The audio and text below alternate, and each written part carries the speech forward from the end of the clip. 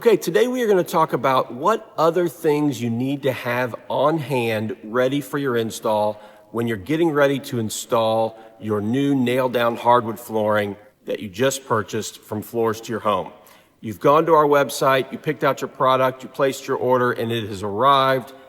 You are ready to install. So we're going to assume that you've done all the take-up in the area that is going to receive new flooring. You've removed the existing flooring, you've swept, you've cleaned the area. The subfloor is nice and smooth and level within tolerance, and you're ready to install.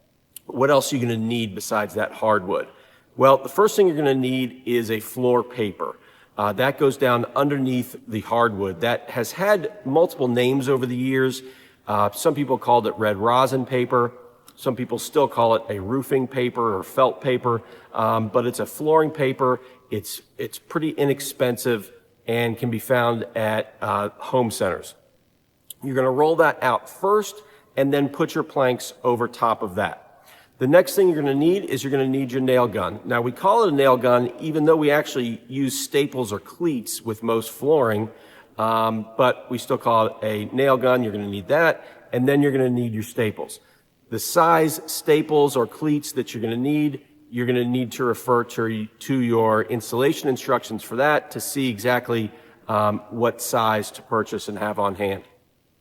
Next thing you're going to need is a rubber mallet. That's what we typically use to hit the nail gun and shoot the staple through the flooring and into the subfloor. Next thing we're going to need, as we install our planks and we get to a wall, we're going to need to make a cut. So we're going to need to have something to measure that plank, a ruler, a tape measure, etc. We're going to need to mark where that cut is, and then we're going to need something to cut the wood. We're going to need a table saw. So we're going to need to have a saw ready to make the cuts at the end of the rows and other cuts throughout the job.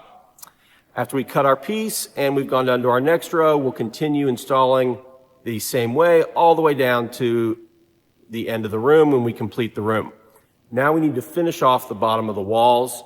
We either add a shoe mold or quarter round if we already have baseboard, or you can add baseboard if you have nothing at the bottom of the wall, and then you can still add shoe mold or quarter round if you like that look.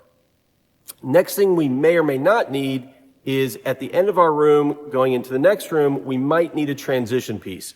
So if you're continuing that hardwood into the next room or next area, and your two subfloors are at the same height, you actually don't need a transition piece. You can continue right on installing. If you're ending the wood there, or if you're at a different height, subfloor-wise, you would need a transition piece. Depending on what you're transitioning to, will actually determine the piece that you would need. And we'll do a video over about different transition pieces as well. So you may or may not need to have a transition piece on hand for the install as well.